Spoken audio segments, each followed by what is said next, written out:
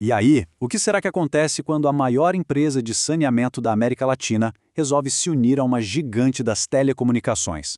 Olha, pode ser que a gente esteja olhando para simplesmente o maior projeto de internet das coisas do mundo.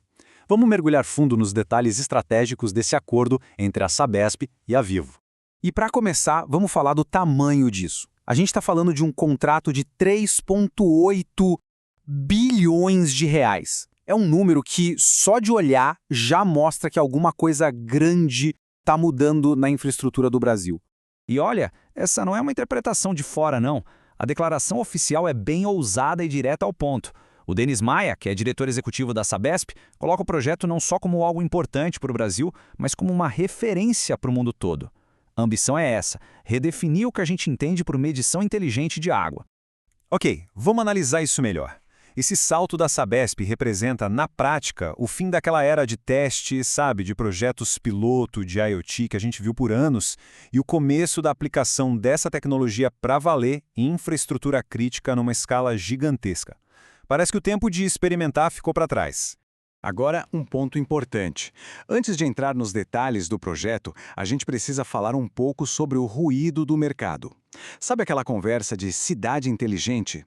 Uma promessa que muitas vezes soa mágica, mas que quase sempre passa por cima da complexidade real que existe por trás da tecnologia. A ideia que se vende é mais ou menos essa, né? Uma cidade cheia de sensores, conectividade em todo lugar, tudo funcionando sozinho, no automático. É uma visão bem legal, claro, mas que simplifica demais o problema. Ela trata a conectividade como se fosse a solução final, quando na verdade ela é só a primeira ferramenta.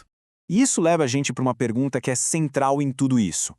Ter conectividade, por si só, resolve um problema tão complexo quanto gerenciar a água de uma metrópole? A resposta, claro, é não. A conexão é só o começo da jornada. Então é aí que a conversa fica séria. Essa narrativa mais simples acaba ignorando desafios operacionais enormes. Pensa só, como é que se garante que hidrômetros de dezenas de fabricantes diferentes vão conversar entre si sem falhar? Ou como uma bateria vai durar mais de 10 anos instalada na rua, pegando sol e chuva sem manutenção? E a rede? Como garantir que o sinal não vai cair justo nas áreas mais densas da cidade? A verdade é que escala de verdade não se compra pronta na loja. Ela é planejada com muito cuidado. Certo? Agora que a gente separou o que é propaganda do que é real, vamos olhar para o que de fato está acontecendo nesse projeto. O que essa parceria nos diz sobre a maturidade do setor de IoT aqui no Brasil? O que a gente vê aqui é a validação em massa de um modelo de negócio muito importante, a conectividade como serviço. Ou NES, a Sabesp não está construindo uma rede própria de telecomunicações, não.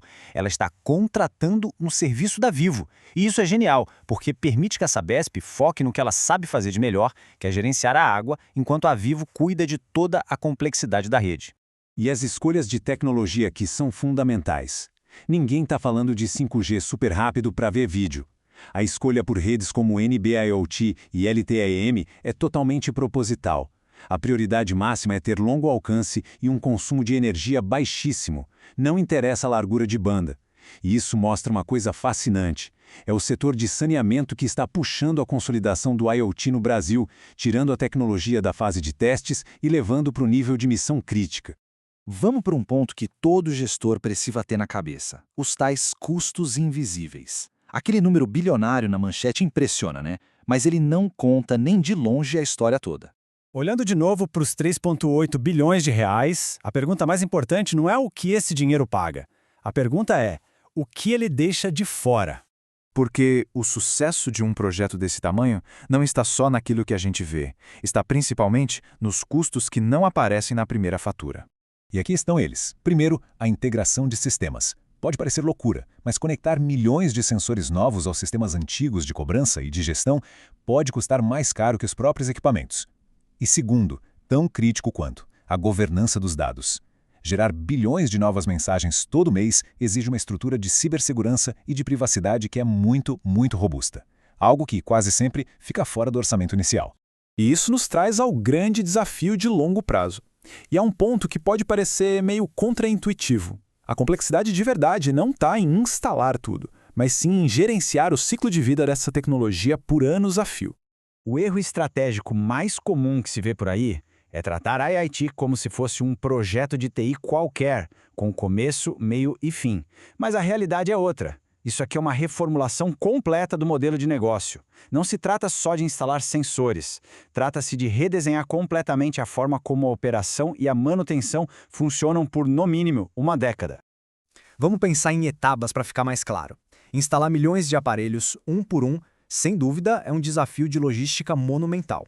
Agora, manter esses milhões de aparelhos funcionando, calibrados, seguros, todos os dias, durante uma década inteira, Aí o jogo muda. Isso é um desafio de governança. É aqui que o bicho pega. Esse é o verdadeiro gargalo. O sucesso não depende só do aparelho ou da antena, mas da capacidade da organização de governar essa infraestrutura complexa ao longo do tempo. E é exatamente aqui que a maioria dos projetos falha. Então, vamos resumir os pontos-chave. Primeiro, aquela propaganda de que IoT é só ligar na tomada e usar é mito. A maturidade de verdade do setor está nisso aqui, em soluções super especializadas, usando redes de baixa potência para resolver problemas reais. O grande desafio para o nosso país? Levar esse modelo para regiões com menos cobertura de rede.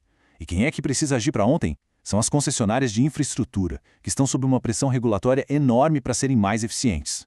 Para fechar, a questão estratégica que esse projeto da Sabesp coloca na mesa não é se a tecnologia funciona. A gente já sabe que funciona. A pergunta de verdade é como redesenhar a organização inteira para conseguir governar essa tecnologia por uma década. A reflexão que fica é essa.